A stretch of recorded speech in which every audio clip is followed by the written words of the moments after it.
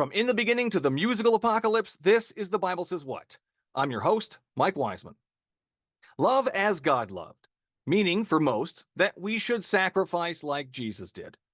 What did he sacrifice? As an immortal being, he didn't stay dead, and where is he now? In heaven, hanging out with his dad, visiting Earth in toast form, having the time of his life. It doesn't sound like he sacrificed much, but it does sound like a bunch of overhyped theatrics and pointless plot lines. Let's start the show. Is there anything in the Bible that you yourself have an issue with?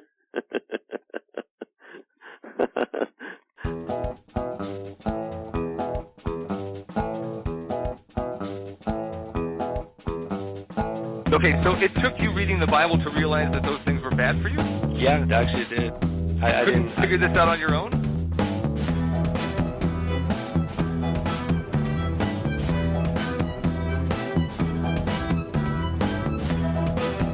No, Ted Bundy could be redeemed. God doesn't kill children. What do you think the Passover was? Yahweh sets up a whole system in the Old Testament where you slaughter animals just so he's able to forgive you.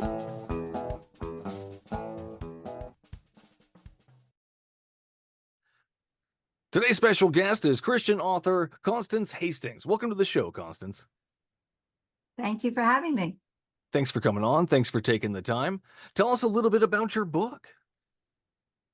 My book is titled The Trouble with Jesus, Considerations Before You Walk Away. And I've been writing it for a little over 10 years. It's written with a bit of an edgy voice to it. And that voice more or less is the voice of someone who's a doubter or skeptic. And the narration is meant to, not exactly a conversational tone, but in a way to speak to those questions that someone may have and bring that to light. And there's some interplay between the two. So in that way, it brings up those challenges that people may have in understanding who Jesus was. It is centered in the life of Christ as told in the first 4 books of what's commonly known as the Old Testament, Matthew, Gotcha. Mark, Luke, and John.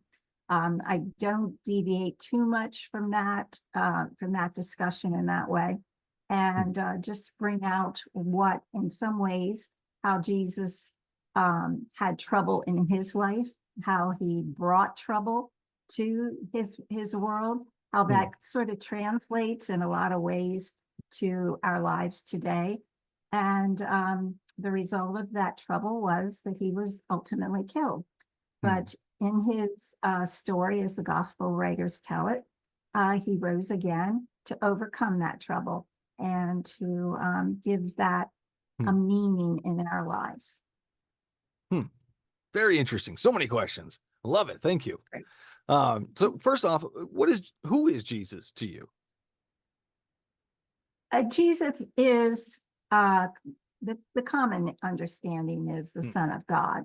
But in saying that, he is God's way of coming to us and to be able to help us understand who God is. A lot of religions are structured around people finding God or getting to heaven or, becoming perfect. But in Christianity, the main point of it is that God comes to find us and did that primarily in whom we know as Jesus Christ. Interesting. I always find this a fascinating way to explain it. So God needs Jesus to communicate to people who he is. Is that where we're going here? Okay, Am the I way correct you on that? say that, God needs Jesus. Remember, in Christianity, God is Jesus. Well, he needs this version of himself. Right? I Okay, mean, can we, okay. yeah. So he needs this He version of himself to use, explain. uses this version. I don't know how to put it that way. Yeah, uses this version of himself. Yes. Yeah. So, I mean, so why would he need to use this version of himself to tell people about himself? Isn't that kind of what the whole Old Testament was him just explaining who he is and what he wants and his laws and his rules, you know? So why would he need Jesus to do that? Didn't get done, did it? Well, the message I is a mean, little it bit did. different too. I mean, between Jesus and the Old Testament, right? Okay. I see what you're saying. Yeah. So it can't be Um, that. it, it can, in the Hmm. sense that, from the third chapter of Genesis, Hmm. God is trying to, Hmm. the word is commonly used, reconcile himself to us.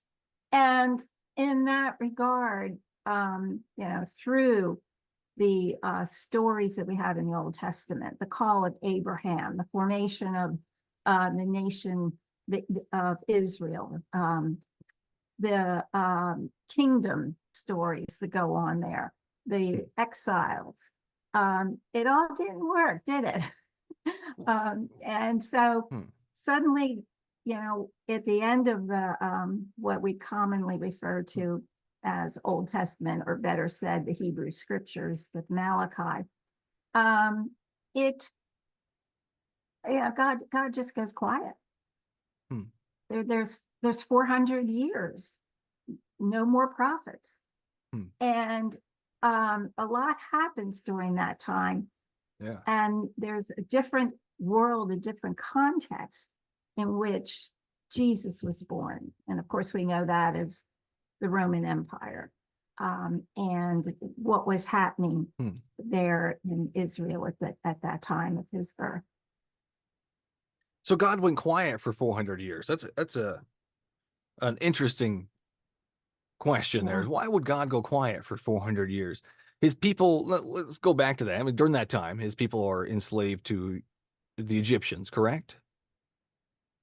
Oh, no, no, no. I'm No. talking after the Assyrian, the Babylonian Oh, exiles. before, like Yeah, from Old yeah. Testament to New Testament. Mhm. Gotcha. Sorry, I was going back to that whole enslavement thing, the Exodus, where he was Yeah, quiet for you're 400 right. That years. was 400 years. Yeah. You're right. Or he was just quiet while they were enslaved. I thought that was very interesting. Not the first Yeah, time. so 400 years between them. So God was trying to reconcile himself with people during all this time. Why do you think that didn't work? The prophets had come to the people, the major prophets, minor prophets. Okay. And they tried to explain over and over again how God wanted their hearts more than anything else. And it just wasn't coming through. Yeah, I It don't remember was that. not coming through. Do you Yeah. remember which prophet said that God wanted their hearts more than anything else? Was it Jeremiah? I don't remember. I don't remember that at all, I, actually. I- yeah, I think it was Jeremiah. Oh, That's an yeah, interesting one. look it up. Yeah, I'm gonna have to look that up later. That's a good one. God wants their hearts more than anything. More than anything. I mean, right off the bat, that's very strong language. Wants hearts more than anything. Hmm. Anyways, so back to that. So it didn't work because people, we couldn't reconcile ourselves because we were just flawed, or what was it exactly? Oh, flawed is probably a fair word in that regard, Hmm. in the sense that um, we like to have our own, we like to run our show, and you know what I mean by that.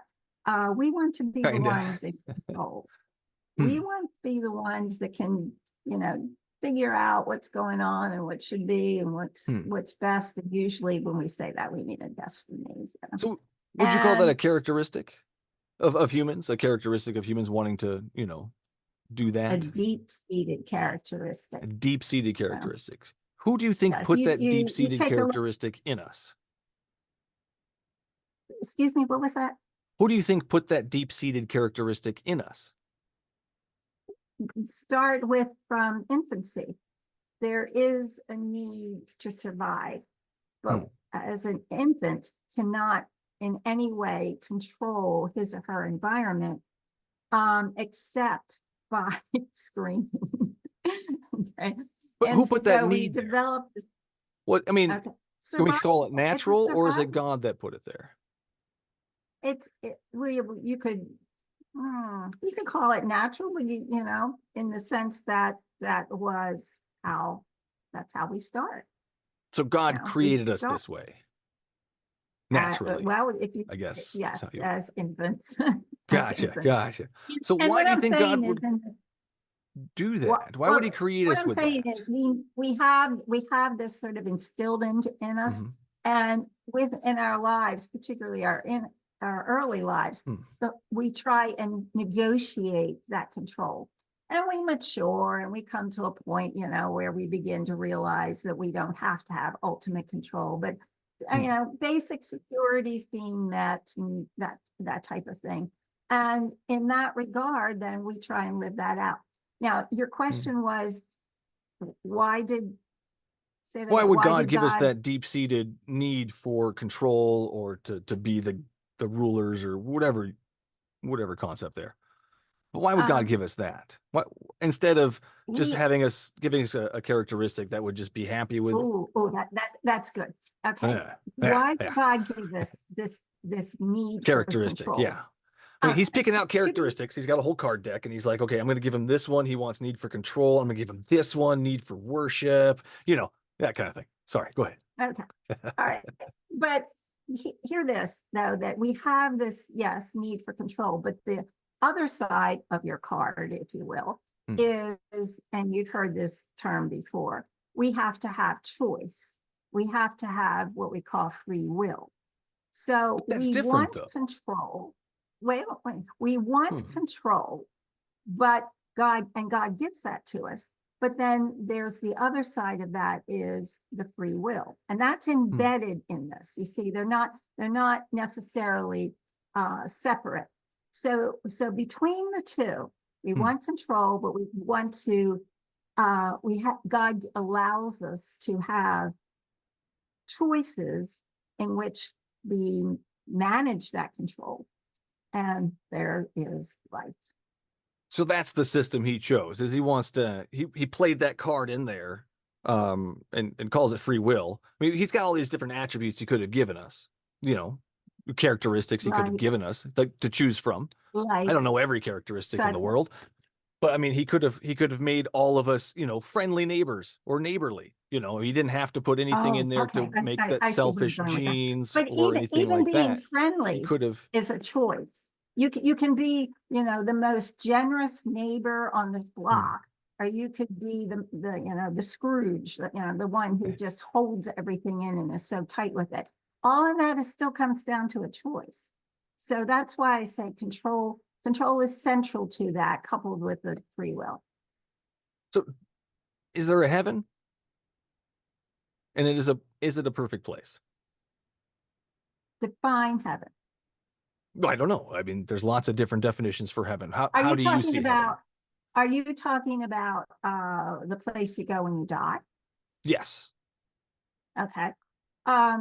There is what we would call an afterlife, and heaven would be the place where all of what we have lived then begins to, what should I say? It then begins to enter into a spiritual reality that we haven't known before, which would open our eyes, if you will, to more to who God is and our relationship with Him. Your next question?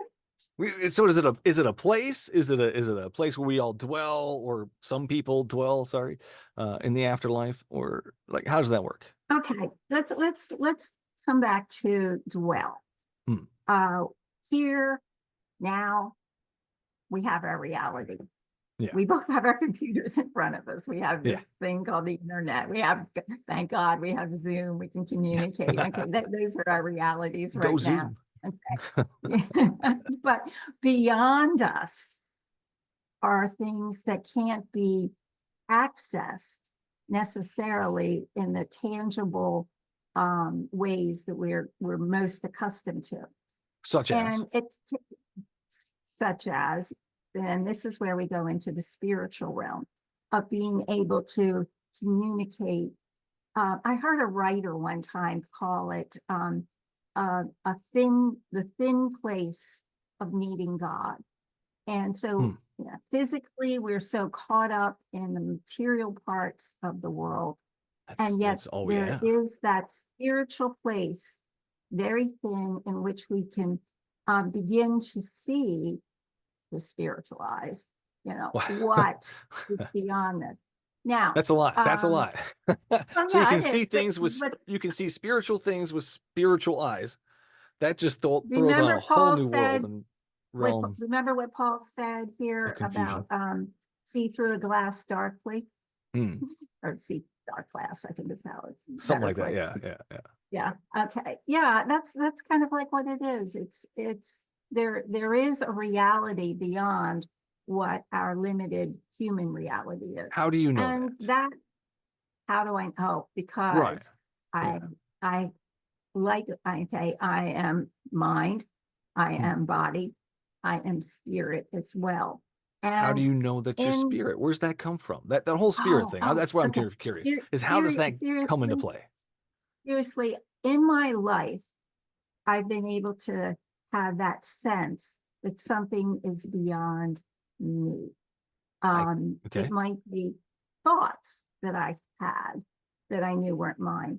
I will tell you this, in writing The Trouble with Jesus, there have been times when I've gone back and read what I've written, and I'll say, where does it come from? How do you know a thought's not yours? Because I know, it's not what Constance Hastings would necessarily come up with. And So yet if I come up with something it special extends. or unique, it's from a spirit world, or is it just my brain coming up with something? How do I know the difference between my brain coming up with something and something coming from the spirit world?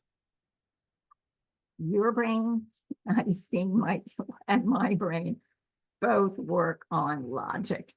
And Most of the time mine does, yes. this has to be, and this has to be.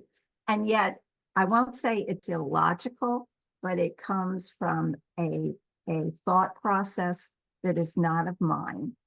And I wouldn't have had that otherwise. And I'm not saying that, I could sit back and have these things come upon me.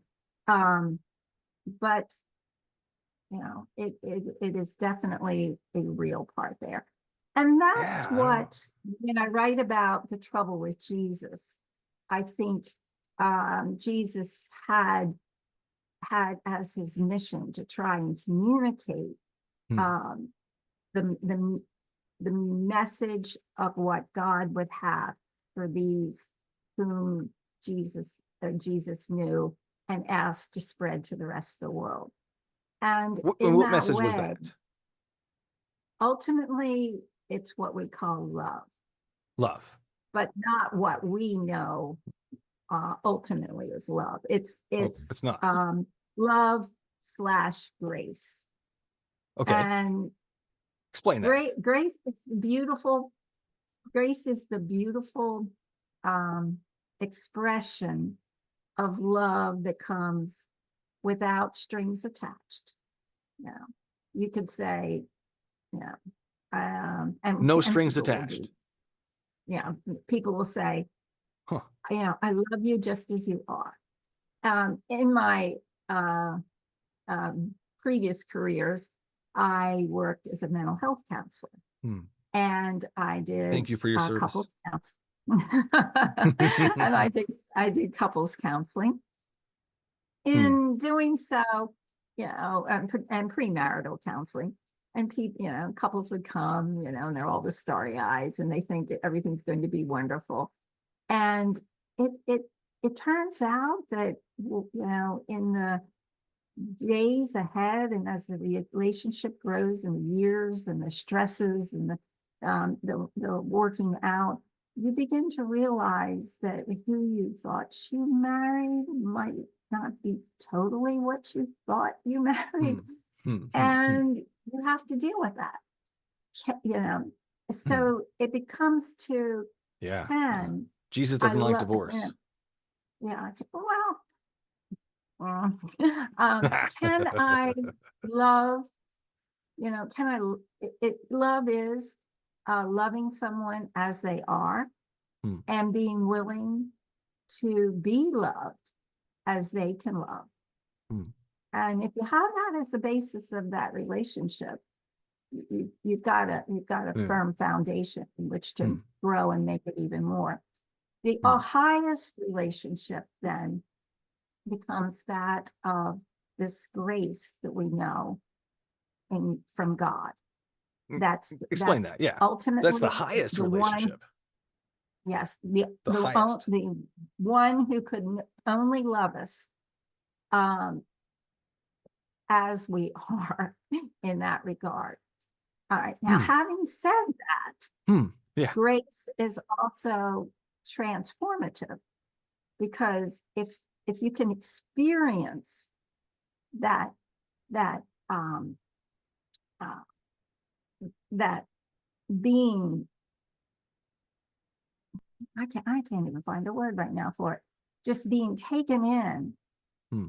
by this kind of love, this grace, then the grace then takes a look at us and all of our, cracks and warts and all those kinds of things, and says, let's heal them. Let's refine them. Heal Let's them. reverse into the creature that you ultimately God had in mind for you.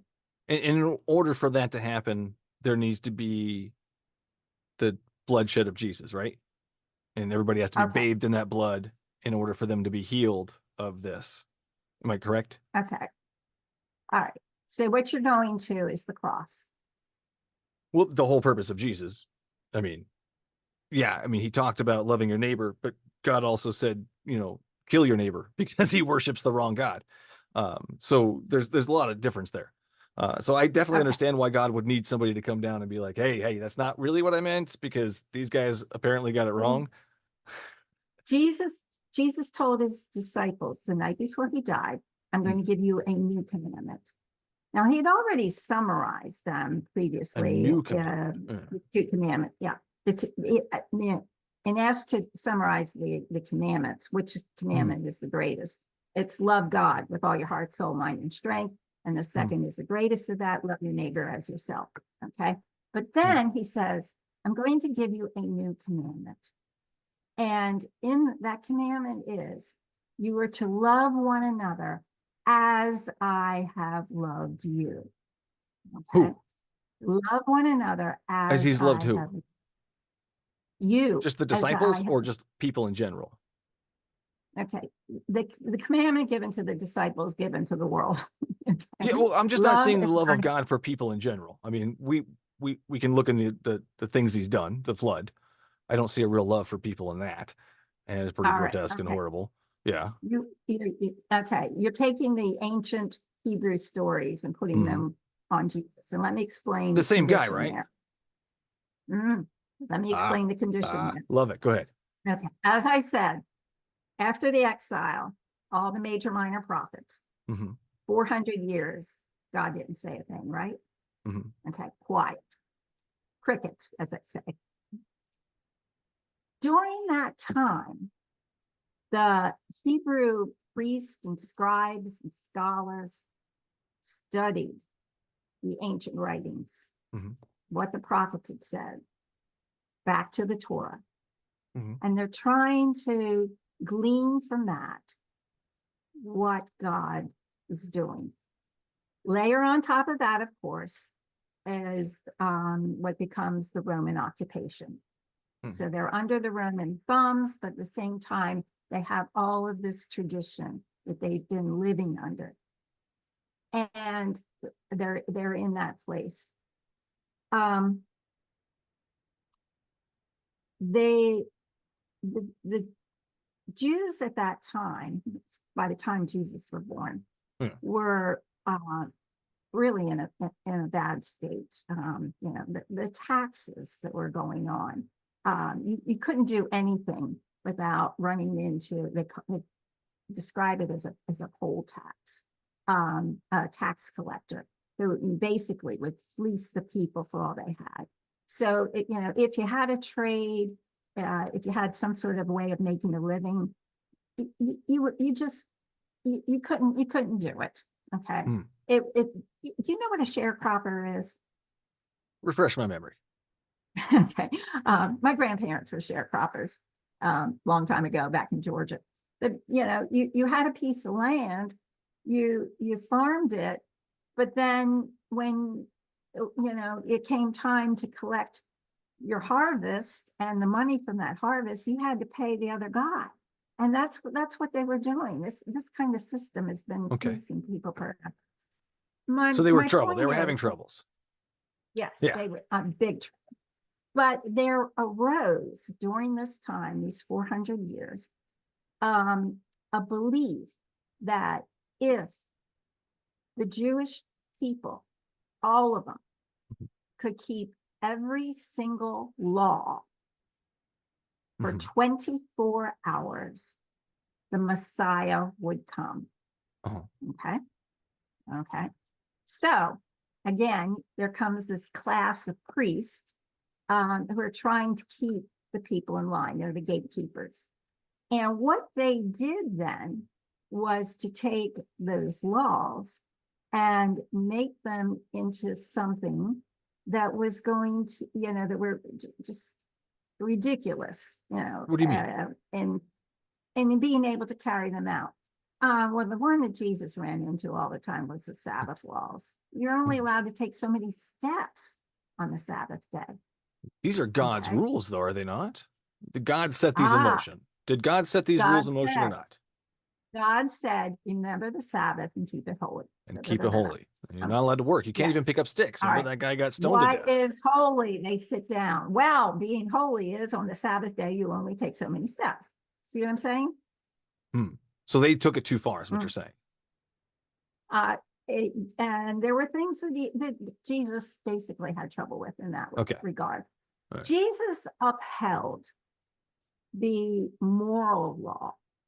So when The moral woman law. is brought the moral law. So when the woman is brought to Jesus who had committed adultery, and we won't go into where was her partner in that, but anyway, and the religious leader said, the law says you should stone her. What do you say? And then what did he say? He didn't say anything. He knelt He on wrote the something ground, down? What did he write down? He wrote something in there. Do we know what it was? What was it? I don't know, because we don't know. You Nobody ever okay. tells us. But we can read in Nobody Matthew ever 5:32. but we do know. We But can we read do in know Matthew that her 5:32 that it says accusers- that Jesus is actually talking here. And he says, anyone who divorces his wife except for marital unfaithfulness causes her to become an adulteress. And anyone who marries the divorced woman commits adultery. And the punishment for adultery is death, says Leviticus 20:10 and Deuteronomy 22:22. Those are God's laws. So God put two laws right there, Leviticus 20:10 and Deuteronomy 22:22, into effect for adultery. And that's what Jesus comes along and flips that. But that's what they brought to Jesus. They said, that's exactly the laws that Jesus said. These are the laws. What do you say? Why would Jesus flip that? On here. They were trying to catch him. Okay. They were trying to catch him so that they could turn the people against him and basically haul him in. Well, he was against his own rules. Jesus is God. God put those rules into effect. What happened there? Yeah. What happened there was he writes in the sand, everybody leaves. And then he says to her, where are your accusers? And she said, they're gone. And he said, neither do I accuse you. Go and sin no more. He doesn't say that what she did was okay. Right. He holds the standard, but he tells her, don't live your life like this anymore. Okay. Make it walk away from that.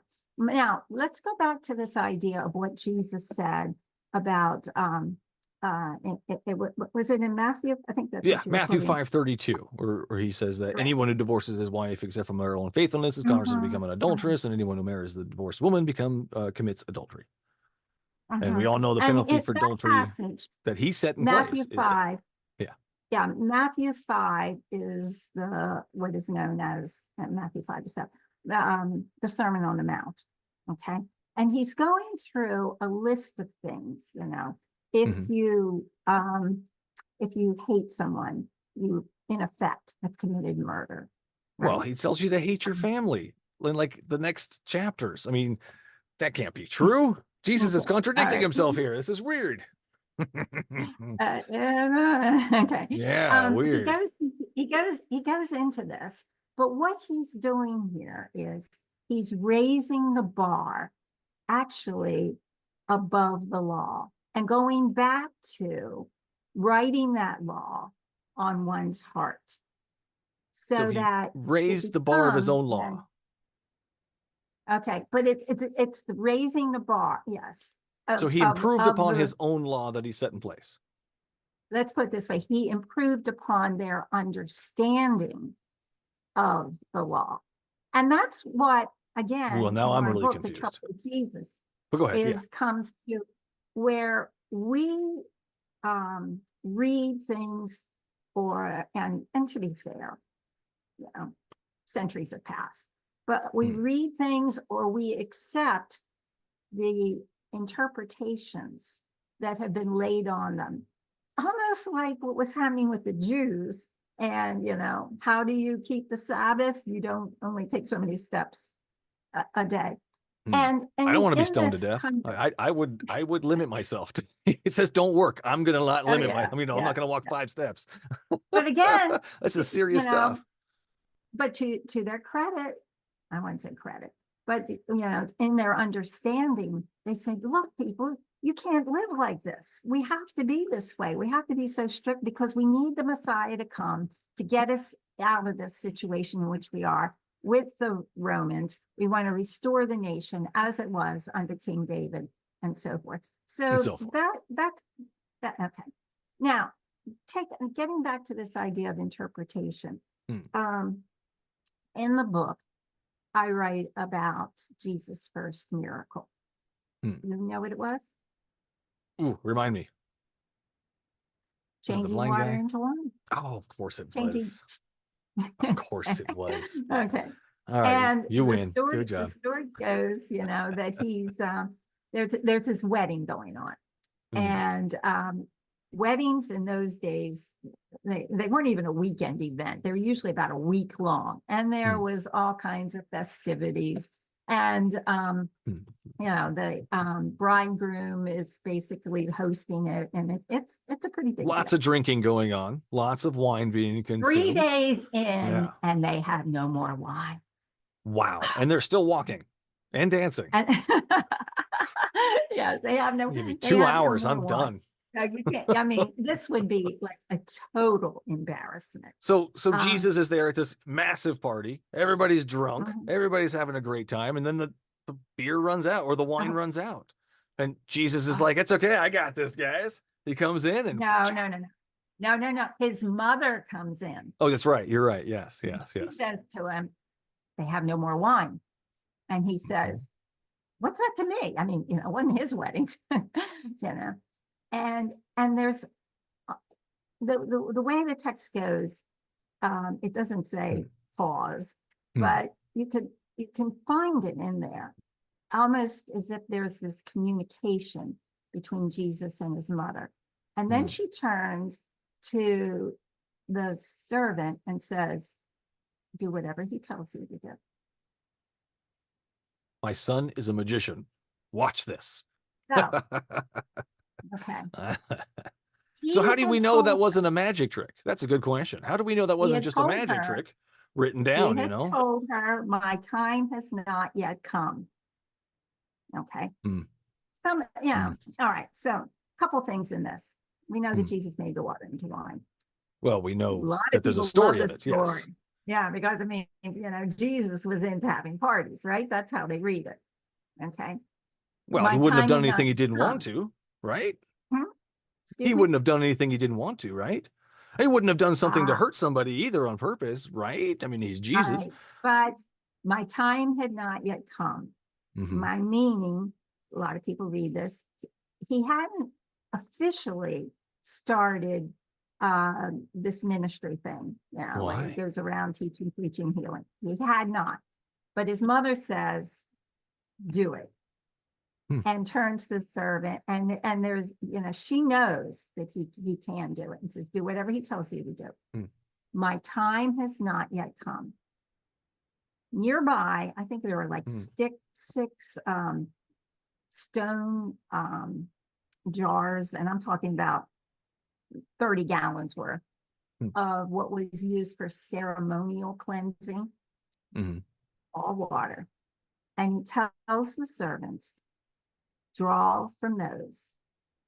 When they draw from the water, they find it as wine. Okay. 3 years later, Yeah. the night before Jesus dies, he says to his disciples, my time has come. Yeah. Now let's go back to what's going on here. You can read it as Jesus didn't want to start, his mom made him. You can read it as Jesus went ahead and did it, and now we can party. Or you can read it as he looks into those vats, he sees the wine, it becomes, Uh-huh. and his wine, that wine, the night before he died, is lifted in a cup that he says, this cup is my blood. Wow. So So, as it is, you can read this as Jesus looking into hmm. those stone jars for ceremonial cleansing. Let's not take away the impact of that. And he sees his death. And he's saying, my time has not yet come. It's not time for me to do this. And yet he does it in a way that 3 years later, we can read about again as Hmm. to when his time is complete and what he came to do. Tell me about this time, Constance. This time that Jesus has.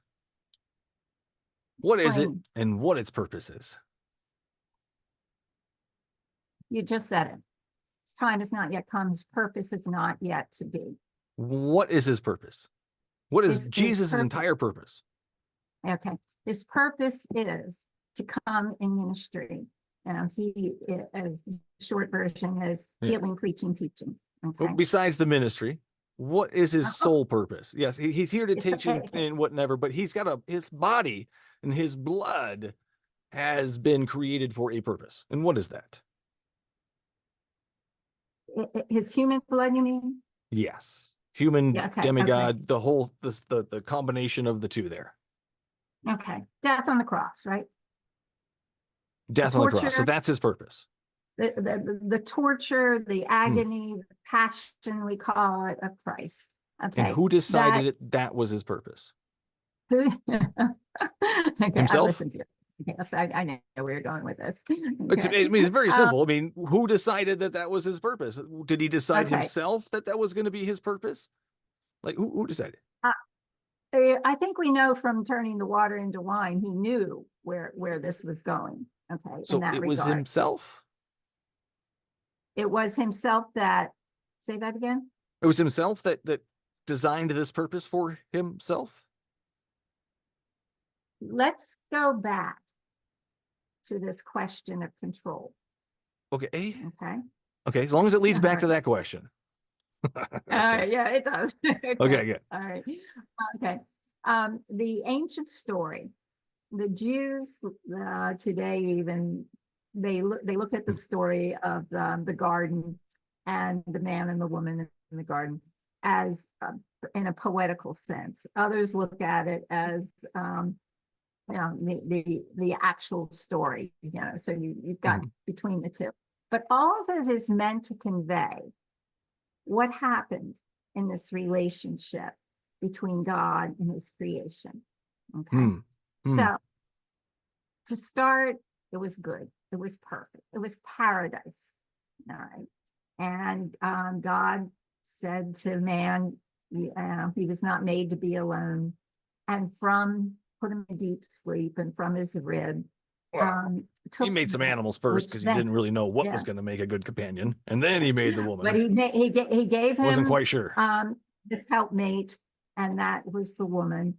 And so they're living there. But then comes that part, all stories have to have this, where the woman is in the garden and the serpent comes along and says, did God really say you're not to eat of this Yeah. fruit? And she says, yeah, oh yes. And then she adds to it, we're not even supposed to touch it. And and the serpent, I'm paraphrasing some things here, but Yeah, we all says, know the story. Yeah, we know how it ends there with God punishing them ridiculously for, all right, you gotta listen to how it happened. Okay, it says, well, you know what it is. You know why God doesn't want you to do this, because if you eat of this fruit, you will be like God. Uh-huh. Ooh. You will be the one. Who told the snake to say that? Oh. Who left the back door unlocked to let the snake in? Let's grant Who the snake created free the will. snake and then let him in? Okay. Who created the snake with that wait, purpose? If you read some Jesus? study scholars, whatever, the serpent wasn't a snake to begin with. Right. Some think it was actually a beautiful bird. There's lots of different Cain. stories to that. Yeah. We can go with whatever, But but my it's a point is bad guy. that There's a bad guy in there we're all causing division way between from man the and God. beginning was this sense of I want to be in control and I want to be God. Why did God And give I us wanna be that? Why did God give us that God did. characteristic? Why Who do gave we us that have free characteristic? will? God gave us a free will. He said We can have free will tell- without the characteristic of wanting control. I can be free will without wanting control. I mean, that's If you have like, free I don't know. will, you've got control over your choices. Do we want control in the afterlife? Or does that characteristic go away once we're in the afterlife? Well, let's get through this one. You asked me about Jesus' purpose. Because, I mean, it just doesn't make any sense to me. Why would God give us that characteristic if he knows it's going to be an issue? Here is where it is. Here's where it happens. So, Adam and Eve are banished from this perfect place. Well, first they're cursed ridiculously, and then they're banished. Yes. Okay. Free will, choice. Free will. Okay. Oh, Constance, hold on. Okay, hold on. Let's go free will here. Okay. Let's go free will. God makes trees that he knows while he's making them, before he makes them, that they are going to cause temptation to a person. He knows that. He takes this tree and he puts it in the middle of the garden. Why? He has perfection there. Everything's perfection. Why would he put something bad in there? Yeah, go ahead. Sorry. Right. Are you saying that they were set up? Absolutely. Is God in control? Is this not all part of God's plan? How is it not a setup? How is not everything a setup? Are we okay? All right. But think of this too. You can say we were set up. You could say, how could this not, how could you resist it, so to speak? But you also have to understand, you talk about that characteristic, that power that comes in that sense of control and free will. And God does not deny that. In other words, I think a lot of what is happening here, it's because God thought so much of his creation and wanted us to live to it. Okay. So he put us on a pedestal, but then created us with characteristics that would be below his standard on purpose. Is that where we're at? I wouldn't say he created us on a pedestal, but he made us. No, he didn't. He had this idea. He wants us to be on this pedestal. That's his idea of us. Is as high. He's got really high standards of us, but he created us with lower standards on purpose. Why? Why would he create us with lower standards? Did he create us on lower standards, or is this the fall? Do we meet his standards now? Can we meet his, excuse me, can we meet his standards now? Okay. I don't understand that. But do we meet his standards? I Do don't we know. need his standards? Do we meet his standards now? Okay. Do we need his standards? No, do we do meet, need not standards. need. I don't Wait a care minute, about wait, what wait, his wait, wait. standards, We- if I meet him or not, Okay, but do we need standards? no. Yes. Do we meet? Okay, because, and again, going back to counseling, we all need boundaries. We have boundaries. We have to, yes, but sorry, it was yeah, we meet. all need boundaries. MEET. Do we meet his standards? Okay, but Yeah. again, the boundaries that have been given, what Mhm. you would call standards, we're not meant to hem us in, but in a way, they're the most loving thing that he could have given to us. The to laws. protect him, to keep us in this place where we love God and love neighbor. So Deuteronomy love- 17, 2-7 tells me that those laws are not meant to love their neighbor.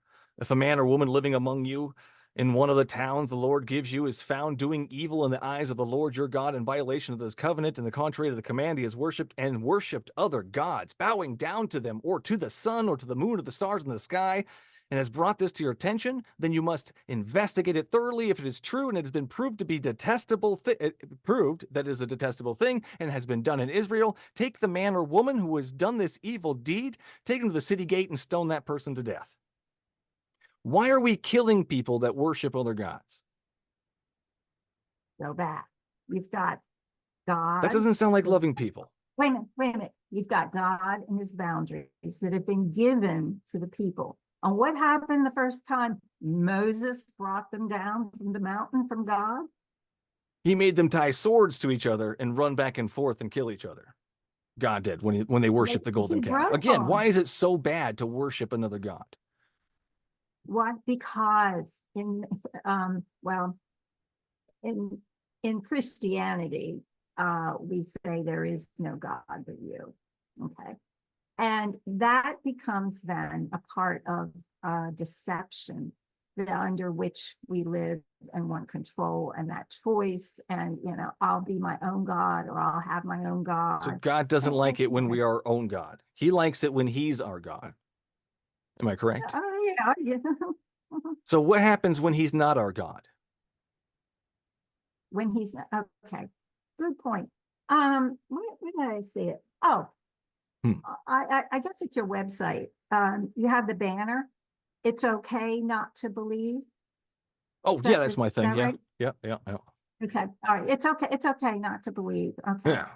I want you to remember again the story of Jesus when he was talking with the rich ruler, and he says to Jesus, "What do I have to do to achieve eternal life?" And Jesus ticks off, the commandments. Honor your father and mother, do not steal, do not da. Now, interestingly, Jesus only mentioned the ones that dealt with relationships with people, not the ones that dealt with relationships with God. Okay. At any rate, the man says to Jesus, "I've kept these all my life," And Jesus says to him, "All right, well, there's one more thing. You need to go sell all you have and give to the poor." Uh-huh. And the man walked away. And Jesus watched him walk. Uh-huh. He didn't chase after him. He didn't try and negotiate. He didn't try and laugh it off. Saying, no more, sit down, let's discuss this. He let him walk away. Okay. And that's, what we have to understand in this relationship, that Jesus will let us walk away. What happens when we walk away, though? What happens? Right. You're basically making that choice not to have God, right. Jesus. It's my choice. Yep. Yeah, it's your choice. You've made that choice. Yep. But as long as we have breath, okay, as long as we have that sense of soul, there's still I don't know what that means. Excuse I don't me? know what that means. A sense of soul. It's an interesting phrase. I don't know what that means. Okay. As long as I have this sense of soul, what happens? Have particularly in today's world, uh, people don't all die like that, you Right. know. Yeah. You know, Some people suffer for a while. Yep. Some people don't. Yeah. and because of the medications, they they they are in a state where, yeah, maybe their heart's still beating or so forth, but waiting for the body to shut down completely Okay. and to die. People have told me who have, say, people in hospice who see people die like this all the time. They've told me, said, this is the time when persons have that last conversation with God in that semi-spiritual position of coming and God coming to them and saying, okay, I did still Weird. give you that Yeah. choice. Never heard that one. That's a good one. But Okay. where do we go if we walk when away? Where do we, you mean, What where do happens we to us go? if we walk away? Yep. What happens? Okay. You want me to say hell? I want you to say what you believe happens. That's what I want. I want you to Okay. tell me what you All right. believe. That's This, or the we'll truth. call, we'll Both are good. call it hell. Okay. So what is hell to But you? again, okay, but again, look at what Jesus did. I went through one time. It's like What Jesus did 11, doesn't really 12 matter times. though. Oh, with Well, this yeah, it does scenario. because we're talking about our understanding of God through Jesus. And Jesus says 11 or 12 times it speaks of hell. And sometimes he calls it a place of outer darkness. And No fun. sometimes it's We can both agree it's not a fire fun and place, right? brimstone. You know, you can, in other words, it can't be both. Yeah, Right? it will. My, Either way, it's not my, fun. either way. That's my point. Yeah. Place. I feel that Mm. what happens is, and coming to that place of, not accepting, as we call it, the life of Jesus and Strings. what he did. So there's attachments. You have to believe in these things in order. Is a sense of eternal regret. Okay. Regret and what? Eternal Regret for what? For not wanting to have, again, going back to this love and Relationship. grace God offers to Wow. us. So in I'm that going to have way. an eternal regret that I didn't want to have a relationship with the Christian deity Mhm, or Jesus. mhm. Wow. And who's going to give me that eternal regret? You're sitting with it. You've had free will, choice, consequence. Constance, there is nobody here but me and you, and maybe a few spiders. Well, and Spider-Man. Like I said, there's that thin place. Yeah, he's not here though. It's so weird. Well, can he move a book or something so I can see he's here? Can you tell him to move that? Well, he doesn't live like that. Okay. Ooh, he can pick up the Bible and open a verse. That would be amazing. Can we have him do that?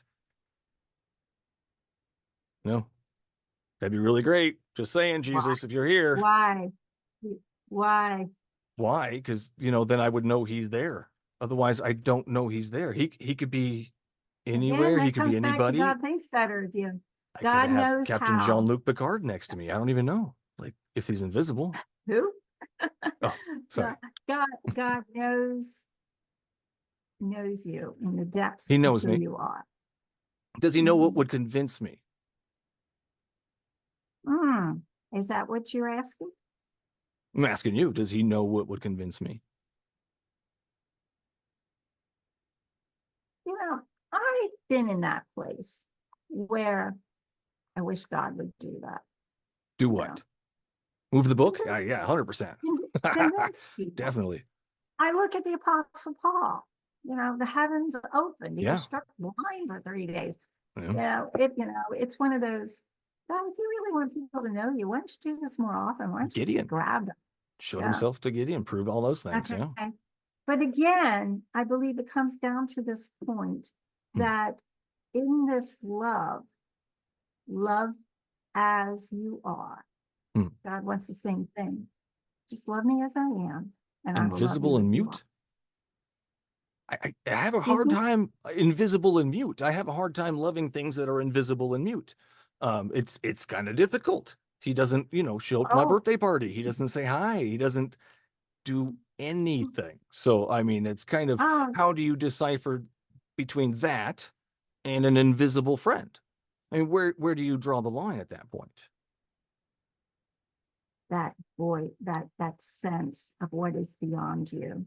It's not coming from you. It's coming from Again, how do you outside know? you. How do you know the difference between what's coming beyond and your own thoughts? Because sometimes I come up with some pretty cool thoughts that's like, wow, hey, where'd that come from? Wasn't Jesus. I Good. mean, it wasn't Spider-Man. It wasn't, I don't know, anybody else. This is my brain. This is the only thing this is it. That's all there is. I can't, Yeah, deal with the it's pretty invisible. good. I told you that It's from the beginning, interesting. Mike. It's good. Well, I do appreciate that. I don't agree, but I appreciate that. But this has been a blast, Constance. I've had a great time. Go ahead and plug your book and where we can find your stuff at. Any last Okay, thoughts all too, right. of course. Yeah, the whole point of this is that yes, we can find what we don't like in anything, you know. And you in your relationships, in your job, in who you are, Hmm. and in God, you're gonna find that. But there's nothing else that is going to um stay with you and be with you for your Hmm. entire life. And that was what Jesus says. He wanted the commandment was love one another as I have loved you, you know, Hmm. and as I have loved you. Hmm. That love, to be able to center into that, to be able to give anything in order for that relationship to be as tight and as close as it can be. And that's Hmm. the thing, though, that I'm going to sit with you on this, Mike. Hmm. And you probably got a sense of this from some things I've said. Uh, I really would like for people to go back to the stories that we know of Jesus and to examine them in a deeper way. So it's not water to wine so you can party, Hmm. but water to wine to blood. And that blood then That's gross, is, Constance. That's gross. he's looking into that. Okay. That's still And gross, though. the trouble with Jesus is, yes, that happened. But the trouble with Jesus is he came through it and out of it. And he wants us in the same way to do that. So Love it. here's a book Cool cover. available anywhere you're going to want to buy a book. Go to your local bookstores Hmm. and tell them you want this book because Oh, we're trying smart. to Oh, nice job. support the local bookstores in that regard. Hmm. But there also is a companion blog that goes with this. Hmm. And it's called The Trouble with Jesus. Hmm. You can subscribe. It's a Substack email list, and you can subscribe to that, get it once a week, about 10-minute read. Again, the same sort of thing that happens in the book. And meet that challenging, doubting voice and what Jesus and how Jesus responds. I won't say answers, okay? God doesn't give us all the answers, but the Funny how that works. response Jesus works out. So ConstanceHastings.com, and you can contact me through that and buy the book. Awesome. Love it. Thank you so much, Constance. Take care. Thank you, Michael. Okay, take care. Bye-bye.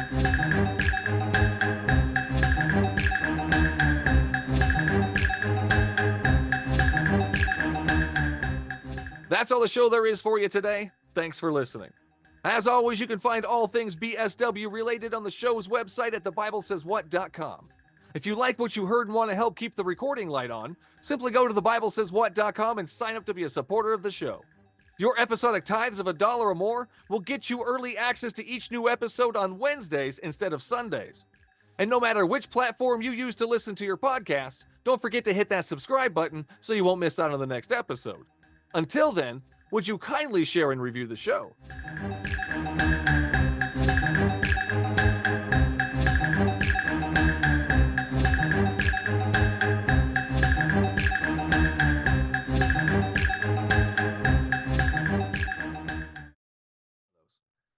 Next time on The Bible Says What? I mean, to be honest, Michael, your style actually kind of, it's like a friendlier, more jovial version of kind of some of the tactics that, and I hesitate to say this, but Say it. it kind of reminds me of some of the rhetorical tactics of Donald Trump, frankly. Oh, gross. Yeah, no, I was thinking about this. See, the after things that come out of debate my and mouth hearing aren't the lies, though. analysis of the analysis of his debate style, and it struck me since it's coming on here that you guys have similar approaches.